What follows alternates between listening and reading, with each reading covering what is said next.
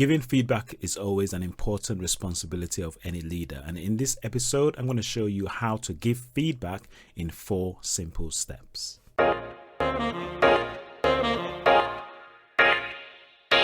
Welcome to Business Leaders Coach, where we educate, enable, equip, and empower you to become the best leader that you can be. My name is Toya Shimbi, founder of Business Leaders Coach. And at Business Leaders Coach, we work with CEOs and their leadership teams, companies that are scaling up and want to accelerate their learning.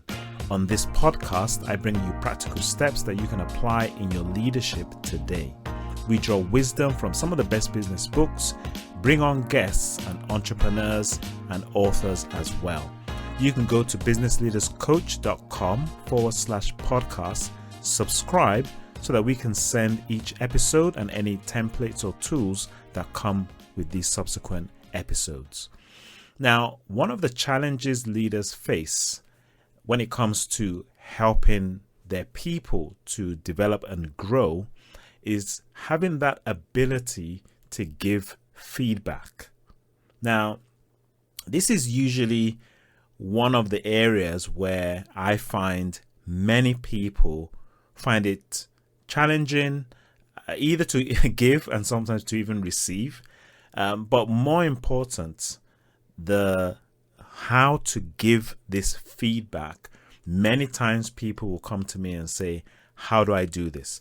Especially when it's what we might call constructive feedback or negative feedback. So in this episode, I want to give you 4 simple steps on how to give feedback. And so you might be listening to this as you're driving. At some point, you might want to just listen to this again, just to take some notes, because it is a framework that you would find easy to remember. Now, I've had different models and trained different ways of how to give feedback, and I found that this is the one that tends to stick the most, because what you're going to find is it's more about you being a good observer of things, and so it would lend towards you being able to apply this even today if you need to. But before that, we have to understand why giving feedback is really so important. What you will find is that what we might say is that there's no company that doesn't grow without having good feedback. Okay.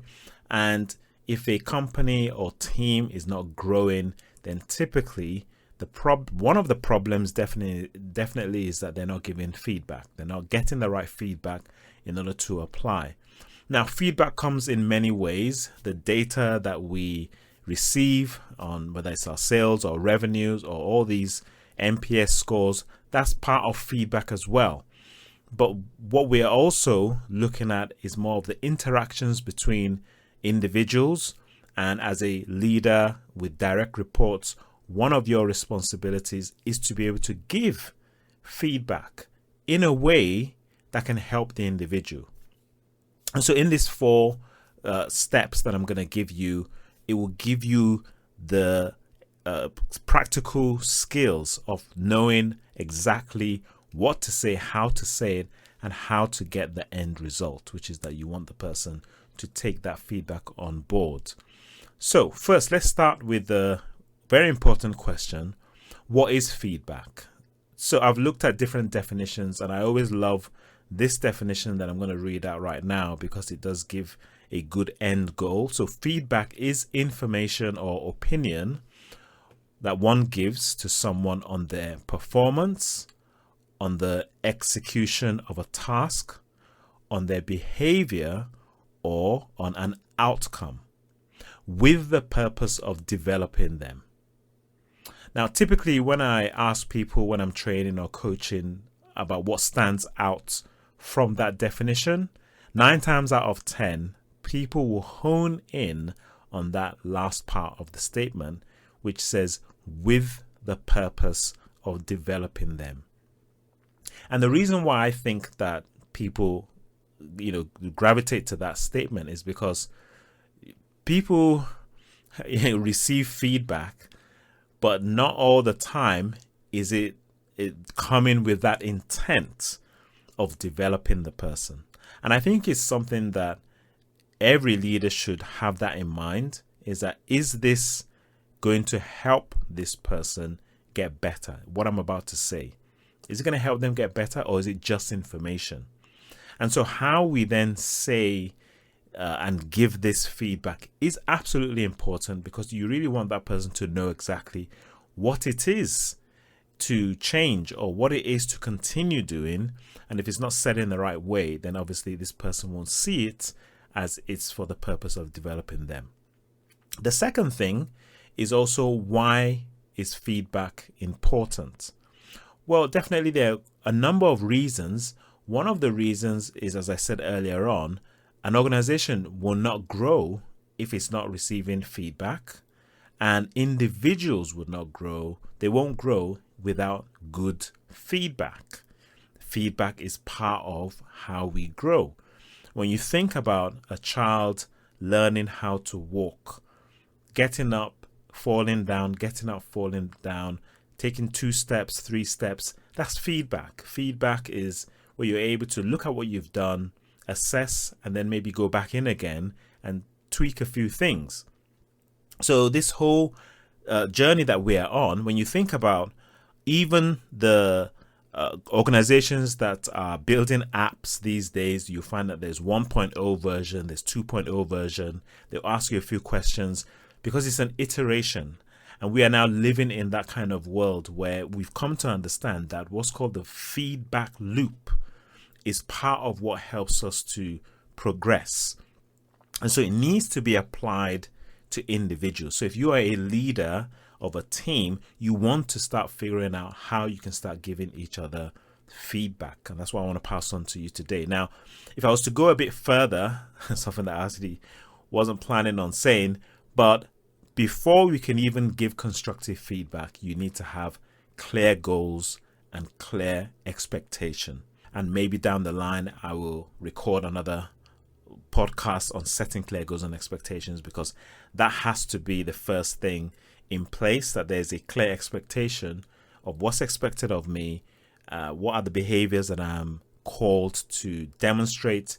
Then feedback also becomes more meaningful, especially if I was already given some kind of guidelines of what's expected of me.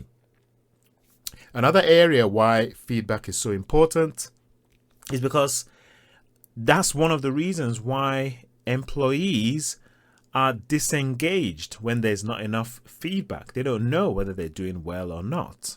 And over time, they tend to just lose sight of what's really important. One of the reasons why people hate end of year performance reviews, what you'll find, if that's the case in the culture of an organization, typically it's because that's where the manager decides to give feedback. Now, I've heard many stories, some of them really bad, stories of employees not getting promoted when they only found out in the end of year review, or employees have found out about something that they did 3 months, let's say it's December, something that an employee did in September gets brought up in the end of year performance review. And wherever I go, I always say there should be no surprises in any kind of end of year performance review. But the reason why that happens is because feedback is not part of the culture. The best time to give feedback is almost immediately. We'll talk about that. But there is a way and a timeline of when to give the right feedback for the benefit of that person, not 6 months or so later. So when we give feedback to somebody, there are a few things that need to be in place. Okay. So the whole idea of giving feedback is that, based on our definition, is for the purpose of developing this individual. And what that then means is that the feedback can either be positive, or some would use the term positive reinforcement. And with that, what we are doing is that we are highlighting behaviors that they are demonstrating that we want them to continue to take it to that next level. So that's where we are catching people doing what is right. And then the other side of that, I use the term constructive. Some people use the term corrective. Some people use the term negative. I think constructive or corrective is fine. And it's simply to realign the person to the behavior that we want to see. Both are important. Statistics show when researchers have observed a thriving culture, what they have observed typically is that the ratio between positive to constructive is about 6-1 or 5-1. Now, what that means is that a healthy culture is usually giving 5 or 6 positive reinforcements to 1 constructive. And what that means is that in that kind of culture, managers and leaders and everybody has been trained to catch people doing what is right, but also verbalizing it, giving it as positive feedback. And that's what I would want you to take away from today when I give you this framework, is to not only catch people doing what's wrong or use it as a correcting stick, but it should also be to highlight when people are doing the right things, because what we find is that when people are positively reinforced, they do it again. They repeat that behavior because it's rewarding. Okay, so let me give you the 4 steps. Now, first and foremost, all the feedback should be based on trends, especially when it's constructive. So some of the examples I'm going to give, don't just take it as it's a one-time thing. Sometimes if it's constructive in particular, you want to make sure that you're seeing what's called a trend of this behavior. Now, before I get into this, I need to define what I mean by behavior. So we're going to use this definition of how we define behavior. We're simply going to say behavior is anything we see people do or what we hear them say. What we see people do or hear them say. So it has to either be what we're observing from their body language, or where they go, or how their mannerisms. It could be that aspect, or it could be exactly what they said, the tone they said it in, things like that. So it's really important that we take that aspect of behavior because it's at the level of what we can see. And the reason why I want to just quickly put that in your mind is because sometimes people have come to me, or I've seen this, I've observed this, and before I even learned this, I realized that people would call somebody aside and say, Claire, I want to give you some feedback. I just find you difficult to work with. You're just a difficult person. And it's almost like, wow, where does Claire go to when she hears that kind of feedback? You are a difficult person. That's not good at all. So we're going to try and avoid that kind of feedback and give you more of a constructive way, where when someone like Claire hears that kind of the right kind of feedback, you find that she's able to do something with it. Okay. So first step is what I call position. So we need to position the conversation.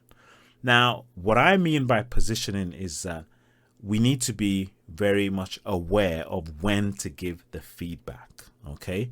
The best time to give feedback is almost immediately, but you have to be more aware of the person that you're giving the feedback to. Is this the right time to give it to them? Maybe they're very angry and they're quite emotional. Perhaps that's not the time to give this feedback, right? So perhaps you need to position it in the right way so that this person can take it on board. If it is constructive feedback and there are people around, well, again, perhaps that's not the right place to give that feedback. Maybe we need to position the environment, maybe going into a room or somewhere where it could be just you and this person, so that there's no distractions and this person doesn't feel embarrassed about it. Positioning can also be what you say before you actually give the feedback. You can set it up so that this person is aware that, is it okay for us to have a conversation about what I've just observed? Is it okay for us to have a conversation about the meeting that we've just come out from?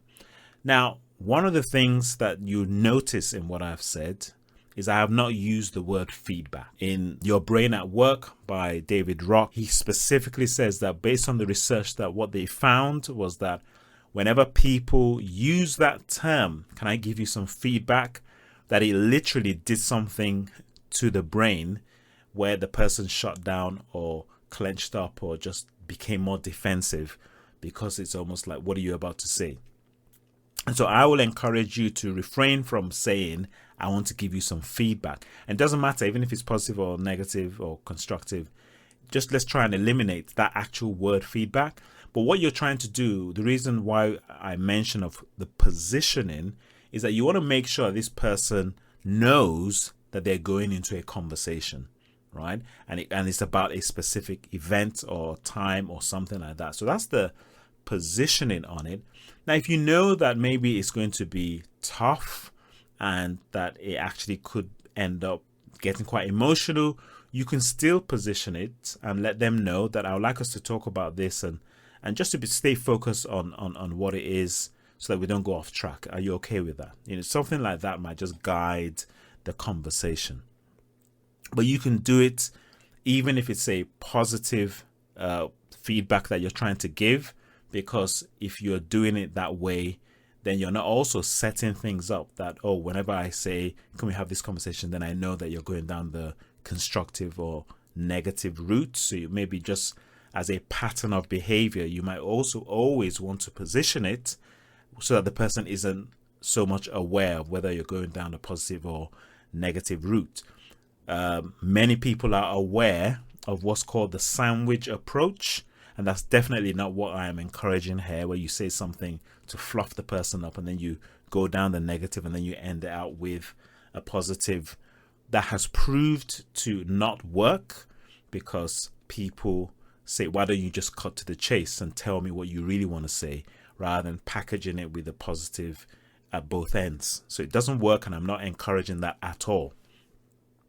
So we've positioned the conversation, right? So it's either we're in a room with the person, or we've got the person's attention, that we want to bring something to their awareness.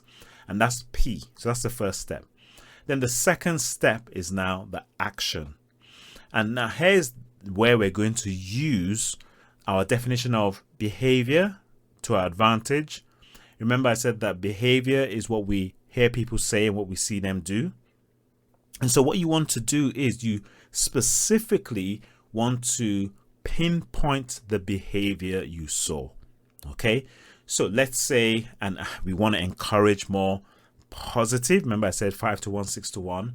So let's say Mary is my direct report, and what I have observed is we've just got some new team members in the office, and I've noticed that Mary actually takes time to sit down with these new team members and explain things in more detail about how things are working. And I've noticed this a number of times. So I can call Mary and say, hey, Mary, I just want to talk to you about a few things that I've noticed over the last few weeks.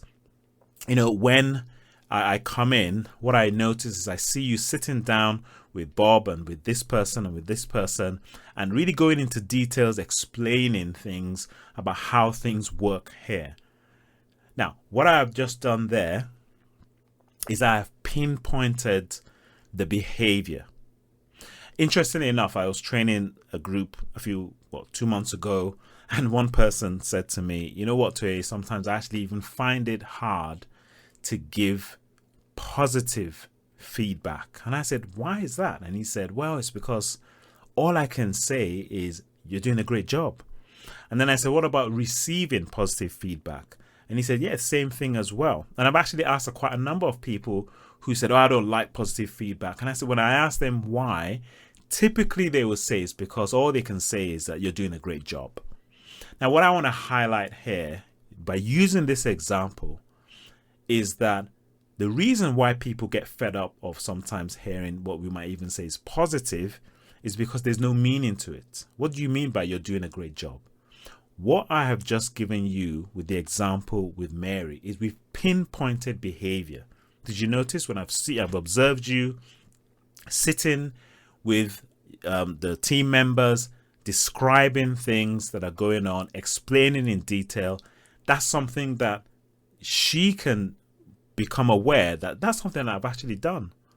And so when you're giving positive feedback or whatever feedback, when we're honing in on the actions, we want to describe it to the best of our ability, right? We want to even quote sometimes what they've said, and I'll come back to that. But let's just continue with this example with Mary. So what I have done so far is I've noticed this behavior. And so one of the ways of engaging, Mary in this feedback conversation, and what you've got to see is that the best way to give this feedback is when it's a bit of a yin and a yang, which is that it is conversational. And so you want to throw a question to say, well, what do you think? Have you noticed this about what you've been doing? So you really want to just sort of pass it on to say, hey, here's what I've noticed. Are you aware that that's what you've been doing? And it's just a good way of engaging the person in the thinking process so that they are aware of what they've been doing. Okay, so that's a positive one. And remember, that's what we want to encourage. So you want to, even today, as you're listening to this, or tomorrow, go in the office, observe people doing things that are right. Now, other things sometimes that I hear will be, well, they're just doing their job. Well, you got it wrong. They're doing their job. And remember, positive reinforcement encourages them to keep doing their job, because by you reinforcing it, you will see more of it. But let's go down another route of a constructive feedback.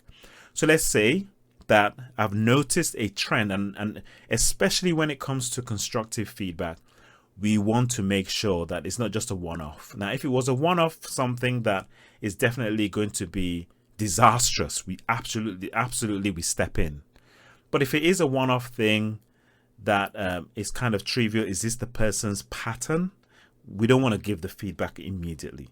But let's say I've seen it now 2 or 3 times, and here's how I can go about it. So I'm going to give John some feedback, and here's what I've observed. So it's at the end of the meeting, and I say, oh, John, can we just have a bit of chat about the meeting that we've just come out from? Yeah.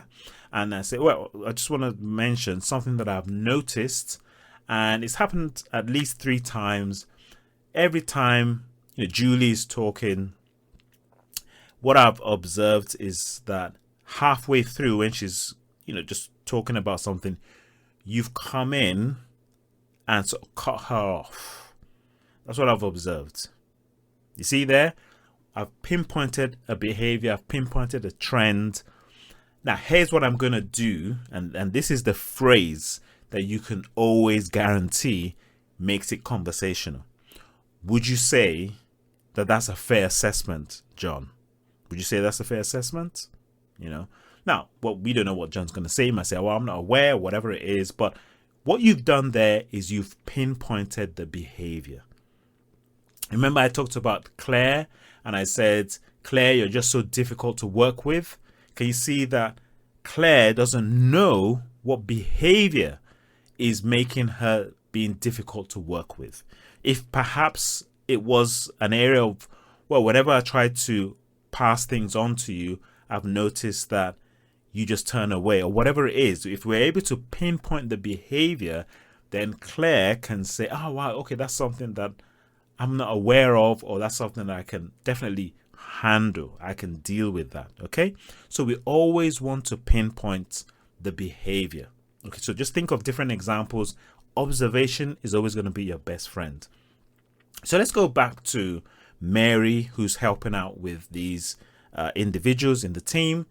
The next step is impact. So we want to help this person to understand the impact that this behavior is having. Obviously, this is a positive one. So I can simply say, and here's what I've noticed. I've seen the new team members really excited, buzzing around. In fact, it could be that I've asked them a few questions that they're just loving the time that you're spending with them. Whatever it is, they're engaged, they're enthusiastic. That's the impact it's having on the team. If it was something, for instance, that had to do with me, even I can then say, and the impact it's having on me is I'm just so encouraged that somebody's using their own initiative to spend time with these people. That's the impact it's having on me. Okay, so this is all positive, right? Some of you want to get to the more constructive one. So let's talk about John. who we observed in the meeting cutting off Julie while she's talking, I can then perhaps say, now the impact I've observed, and remember I've asked John if this is a fair assessment. So perhaps he is aware, but let's make this a bit more difficult. Let's say he's not aware at the moment, okay? And then it could simply be, well, maybe you're not aware, but here's what I've also observed. After that kind of behavior, the impact it's having on Julie is I've noticed that she's not contributing in these meetings as at the beginning. That's my own observation. Or I can then say the impact it's having on the rest of the people is that everybody else goes silent. You get my point? Like, or the impact it's having on me is X and Y and Z. So you're simply just describing the impact that behavior is having. The impact it's having on the customers is X, Y, and Z, right? So it's something to the reason why you're bringing to this person's awareness the distinction between the behavior and the impact. And that's the essence of giving this feedback, is that it describes the behavior and then it describes the impact that behavior is having. And the reason why this is important is because everybody is in control of their own behavior. Typically what happens is we tend to just go down the impact. You get my point? Like we will say, every time you come into the room, everything just goes dull. Nobody talks. It's like, well, what did I do? And so that's what you want to hone in first on, the behavior, and that's the action, and then the impact. And can you see that by breaking it with that question, is this a fair assessment?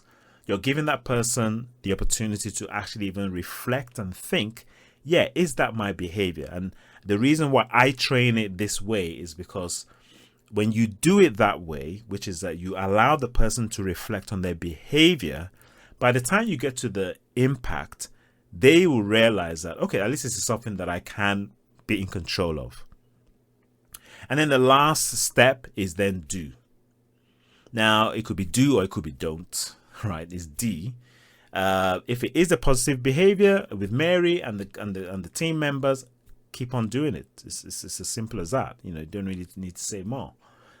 If it is something that you want to eliminate, there's a way of how you can still make it conversational. If John has now accepted that, wow, actually, I'm not aware, we can simply say, well, how can we eliminate this? Or how can we reduce this behavior? Or how can we, what can you do? What can you do to stop this? What can you do to eliminate this? What can you do? How can we work on this? These are different ways of how you bring this about. Sometimes some people come to me and say, I need to manage upwards.